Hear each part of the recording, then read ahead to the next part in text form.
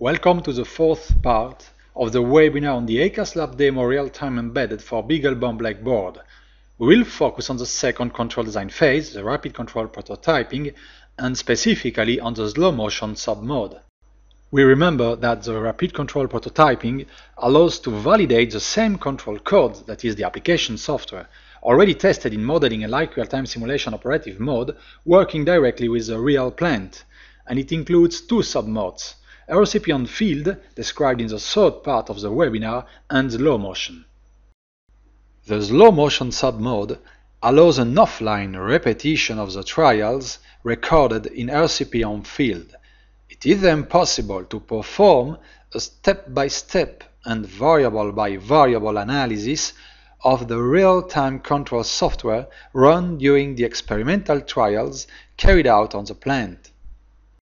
In slow motion, as in modeling and like real-time simulation, all the activities of the project, and specifically the plant simulation and control strategy, run in the EICASLab RCP platform.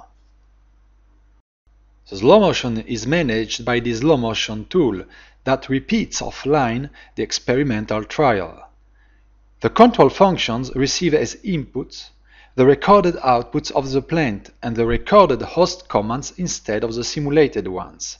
Then, the recorded experimental trial performed is completely repeatable in EICASLab using the same control code used on field, with the difference that now the process may be run step by step by using a debugger program.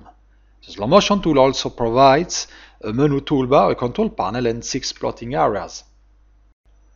Let's now work with the software. In the third part of the webinar, describing the recipient field sub-mode, we showed an example of trial execution. Let's start from this trial. Now, let's stop the trial.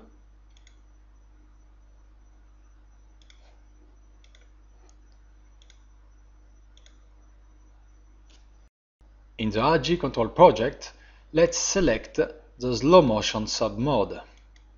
By default, the slow motion repeats the last recorded RCP trial executed in recipient field, but you can select to repeat any other trial. Let's compile this project, and then let us run the slow motion tool. The slow motion tool repeats the trial and displays the time diagrams of some significant variables specifically selected for the demo. It is then always possible to analyze the results through the post tool. This presentation of the slow motion sub-mode is finished. In the next webinar we will go on showing the target control design phase. Thank you for your attention.